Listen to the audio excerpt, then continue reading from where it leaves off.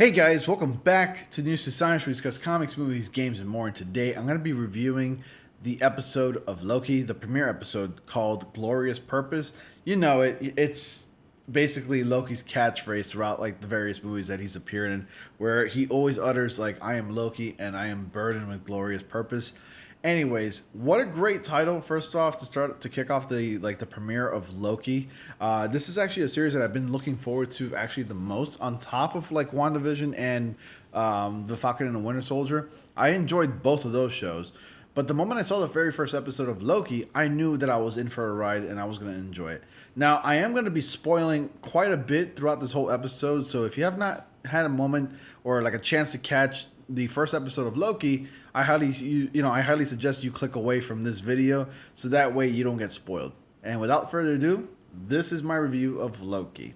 So Loki kicks off basically with like a flashback sequence to a clip from Avengers Endgame, where we see like Loki basically being apprehended from 2012, by the way, but this is like being viewed from the point of view of like Iron Man and Thor and other characters. You know, they're basically like on the hunt to get the Tesseract, and we see like Loki just shape shifting into Captain America. It's like, okay, I've represented Loki, time to get on the move, like just making fun of people. And then we see that flashback sequence in case anybody has never seen Endgame, or they just need a reminder that like how Loki came to be the way he is now, like why he's a variant and what he's up to since he escaped.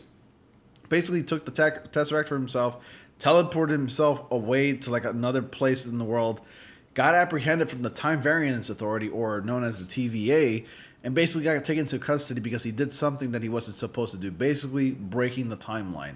So he is now in like these prison garbs, and it says TVA on it, and on the back of his prison garbs it says Variance. And it's kind of funny how he gets taken into custody, because he's basically brought to this place, and this place, the TVA, basically where it's located, and it's located at the end of time. Now, that's how it is in the comics, and if you're not a big comic book reader or you're not familiar with anything about the Time Variance Authorities, just to play it short, just to give it to you like in a short, I guess, the short version of it, and they actually did a little bit of basically an explanation, an exposition in this episode of who the Time Variance Authority is and who started it, and why it came to be and what's their purpose, basically. So the Time Variance Authority was started by the Timekeepers, who are these like three reptilian looking creatures, where Loki dubs them as like space lizards, because if you ever read the comics, the Timekeepers basically created a TVA to monitor time and to make sure that nothing gets out of control regarding the timeline, like the main continuity and timeline doesn't break, or doesn't start to branch out, where all these variants start appearing, basically. And that's what Loki is. Technically, he is a variant. He is not the main streamline Loki that we knew back in like Thor Ragnarok and the Avengers Infinity War. Basically, the mainline Loki is dead, and the Loki that we're following now is actually a 2012 version of Loki who escaped and now is part of the modern continuity. And basically, he was, captured, and they need him. They need him because Owen Wilson's character, who plays Mobius, who's fantastic, by the way, needs him to stop all the other Lokis committing these murders. And that's like towards the end of the episode, where we find out what's really going on. There are Lokis out there who are breaking the timeline and just murdering people. Overall, I mean, this episode did a phenomenal job in exploring the character of Loki, getting down to the nitty gritty, and the root of all of that is Loki, basically. And Owen Wilson's character, who plays Mobius and Loki, I gotta say, Tom Hiddleston, fantastic as always, phenomenal job. He's great as Loki, and he should never leave that character. And I hope his character doesn't die at the end of, like, let's say season 2 or something like that. I really want to see him in more projects as Loki, because this character has really grown in such a way where he's started off as such a mischievous brat to someone who's basically opened his eyes and leaned towards the path of good. So Owen Wilson, Mobius, and Loki, first off, I gotta say, they have great chemistry together. They seem like they're very good friends in real life, which I'm sure they are. Tom Hiddleston has made like jokes and basically great impressions of Owen Wilson. He does that. You gotta find those if you get a chance. Side tangent, I'm sorry.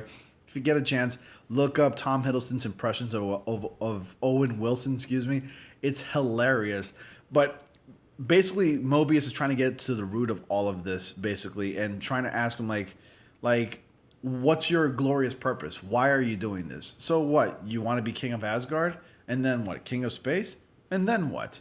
So it kind of gave Loki kind of an eye opener. He doesn't exactly know how to answer this question, you know. Loki all he really ever wanted was to be loved and accepted, but we find the root as to why Loki is the way he is, why he's violent, why he's angry.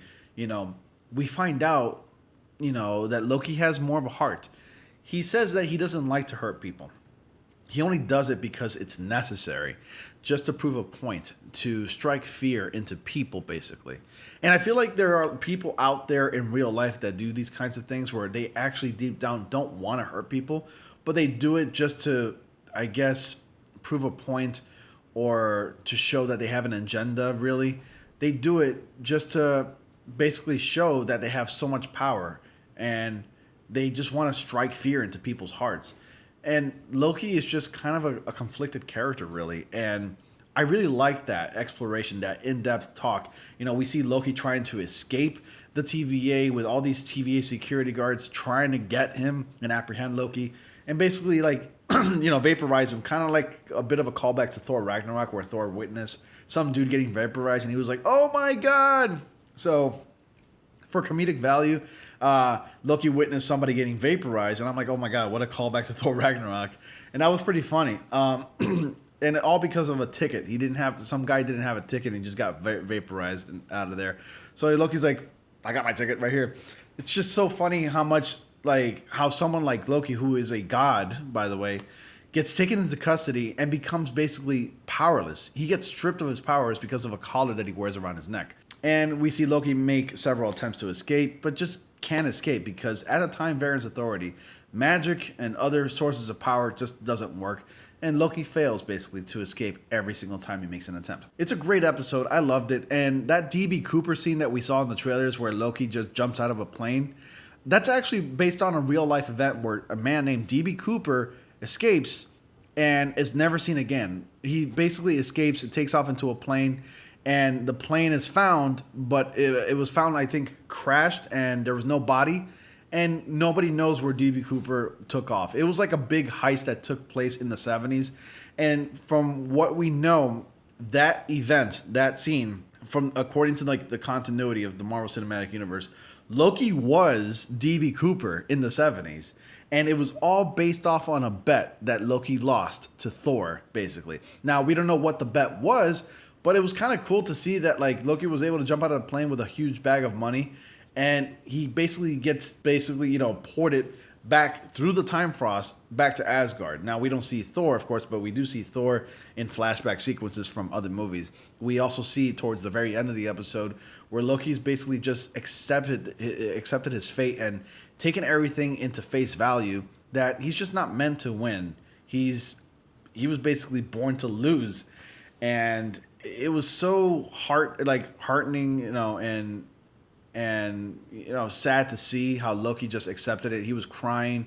He was playing back through flashback sequences. He witnessed this. Loki never witnessed like the death of his mother, basically his failure, and he's never even witnessed his own death. Like, obviously he didn't experience it, but he doesn't know that these events took place after the fact, you know, after Avengers, you know, the first one from 2012. And as he's watching, he just goes into shock, realizing that for all this, I'm going to die.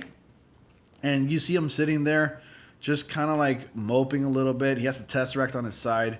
There was an Infinity Stone callback where like he went to like some sort of desk jockey's office in the drawers and he found like a bunch of like Infinity Stones, which apparently are useless in that timeline because basically the TVA is technically an alternate dimension and the Infinity Stones have no power there. Just like the Infinity Stones are actually really powerful, you know, items, but they're only powerful in their own respective universe. Some desk jockey had a bunch of those in his desk, in his drawer, like a bunch of paper clips, basically. And he just puts it like, yeah, we use it as paperweight around here. And Loki's like, okay, this is absurd. This is ridiculous. He realized what's going on and everything that he's worked so hard for trying to find purpose, trying to strike fear, trying to rule, basically, he kind of realizes that it was just pointless.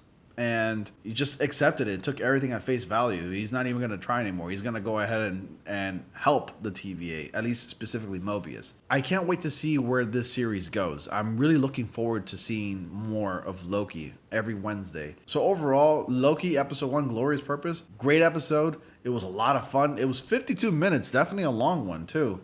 And I have a feeling that it's going to be the greatest series that Marvel Studios puts out. And according to a lot of the reviews out there, apparently Loki's the best out of the bunch, from WandaVision to The Falcon and the Winter Soldier. So definitely looking forward to the next episode next week, guys. If you've seen Loki episode 1, Glorious Purpose, you let me know down in the comment section below. What did you think of it? And with all that being said, thank you all so much for watching. Be sure to like, comment, subscribe, and click on bell notifications so you all don't miss anything. As always, I will see you all in the next comic panel.